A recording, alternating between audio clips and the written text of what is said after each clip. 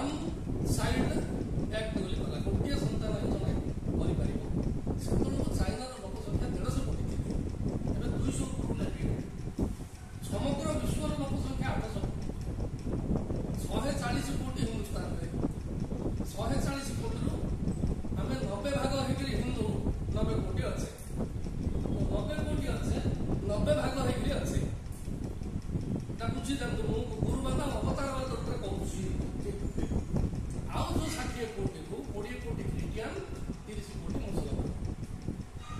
जो काल्कुलेसन सूर्य भाई कहले से काल्कुलेसन मुझे चाहूनी केवल मोदी जी बर्तमान जो आसो कमान सिविल कोड समान नागरिक संहिता से नागरिक संहितार ये जिन आसी जाए आपे आपे आसी जाए कहीं समस्ते गोटे नियम को मानिया बाध्य जोटा कि शरीयत आईन नाई गोटे विधवा केस कला राजीव गांधी ଥିବା ସମୟରେ ଶାହବାନୁ ବୋଲି ଗୋଟେ ମକଦ୍ଦମା କଲା ତା ସପୋର୍ଟରେ କୋର୍ଟ ରାୟ ଦେଇଦେଲା ଏମିତି ବହୁତ ଘଟଣା ହେଇଯାଇଛି ଆଉ ଆକୁ ସମର୍ଥନ କରୁଛି କିଏ ଦେଶରେ ନା ରାଜନେତା ମାନେ ଯୋଉମାନେ କି ହିନ୍ଦୁମାନଙ୍କୁ ବିଭାଜିତ କରୁଛନ୍ତି ଭୋଟ ବ୍ୟାଙ୍କ ମାଧ୍ୟମରେ ତାର ଗୋଟେ ଉଦାହରଣ ହଉଛି ମାୟାବତୀ ଦ୍ୱିତୀୟ ଉଦାହରଣ ହଉଛି ୱେଷ୍ଟବେଙ୍ଗଲର ମମତା ବାନାର୍ଜୀ ତୃତୀୟ ଉଦାହରଣ ହଉଛି ଆମର ଉତ୍ତରପ୍ରଦେଶର ମୁଲାୟମ ସିଂ ଯାଦବର ପୁଅ ଆଉ ଅନ୍ୟାନ୍ୟ ଯେତିକି ଆପଣ ଦେଖୁଛନ୍ତି ଇଣ୍ଡିପେଣ୍ଡେଣ୍ଟ ଭିତରେ ସେମାନେ ଅଛନ୍ତି ଆଉ ମହାଚୋର ଯିଏ ସେ ଜେଲରେ ଅଛି ଯିଏ କି ଆନ୍ନା ହଜାରର ଜନଲୋକପାଳ ବିଲ୍ ଆନ୍ଦୋଳନକୁ ସମର୍ଥନ କରିକି ତାକୁ ଲୋକ ଚିହ୍ନିଲେ ବରହମପୁର ଆମେ 15 ଜଣ ଯାଇଥିଲୁ ତା ସାଙ୍ଗରେ 1.5 ଘଣ୍ଟା କଥା ହେଇକି ଆଇଲୁ ସେଟା ଭଲ ଲୋକ ବୋଲି ଆମେ ଭାବୁଥିଲୁ କିନ୍ତୁ ସିଏ ହଉଛି ଇଲେକ୍ଟ୍ରିକ ଚୋର ହେଲା କେଜରିୱାଲ ସିଏ ସମର୍ଥନ କରୁଛି ଏ ବିଲ୍ କି ଏମାନେ ସମର୍ଥନ କରୁନାହାନ୍ତି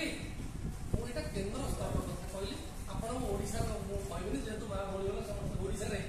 କିଏ କ'ଣ ଆପଣ ଜାଣିଛନ୍ତି ଜଗନ୍ନାଥ ଦେଶ ସମସ୍ତେ ଆମେ ଆସ୍ମିତା ଉପରେ ଲଢ଼େଇ କରିକି କଳିଯୁଗ କଲର ହେଇଯାଇଛି ଏ ରାଜ୍ୟଟା ପୁରା ଗିଲ ହେଇଗଲା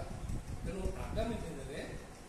ଯେଉଁ ଜନସଂଖ୍ୟାର ଏ ଯେଉଁ କାର୍ଯ୍ୟକ୍ରମଟା ଆଗକୁ କେମିତି ଆମେ ନେବା ଗଞ୍ଜାମ ଜିଲ୍ଲା ତାର ହବ କ'ଣ ଉଦାହରଣ ହବ ଗଞ୍ଜାମ ଜିଲ୍ଲା ଏମିତି କାମ କଲା ସେମିତି କାମ କଲା ପ୍ରତି ମାସରେ ଗୋଟେ କିରଣ ଭାଇ ପ୍ରତି ମାସରେ ଆମେ ଗୋଟେ କାର୍ଯ୍ୟକ୍ରମ କରିବା ଯୋଉଟା କି ଆମେ ପାର୍ଟି ଗୋଟେ ମିଟିଂ ରଖିବା ଯେତେ ଆମର ହିନ୍ଦୁ ସଂଗଠନ ଯାକ ଅଛି ସବୁ ସଂଗଠନରେ ଏ ବିଷୟ ଆମେ କହିବା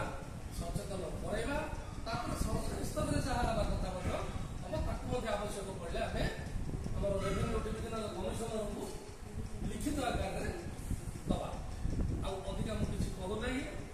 ଏବେ ରୋହିଙ୍ଗ୍ୟା ମୁସଲମାନ ବିଷୟରେ ଆପଣ ଜାଣିଛନ୍ତି ବାଂଲାଦେଶୀ ରେଫ୍ୟୁଜି 2 କୋଟି ଅଛନ୍ତି ତାହା 30 ଲକ୍ଷ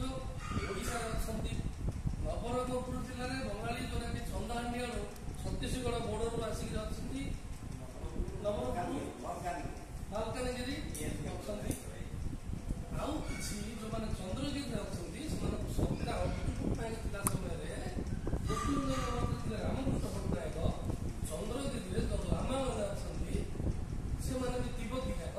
ଶରଣାର୍ଥୀ ଭାବେ ତାଙ୍କ ଜାଗା ଦିଆଯାଇଛି ସେମାନେ ମକା ଚାଷ କରୁଛନ୍ତି ଅନ୍ୟାନ୍ୟ ଜନ୍ତୁ ପାଳନ କରି ସେମାନେ ଅଛନ୍ତି ତେଣୁ ଭାରତବର୍ଷରେ ଭୂମି ଦେବାର ପରମ୍ପରାଟା ଆଗରୁ ରହିଛି ଯୋଉଟାକି 1893ରେ ସେମାନେ ବିବେକାନନ୍ଦ କରିଥିଲେ ବସୁଧୈବ କୁଟୁମ୍ବକମ୍ ଆମେ ସମସ୍ତଙ୍କୁ ଆସ୍ମିତା କଥା 1893ରୁ ଅଛି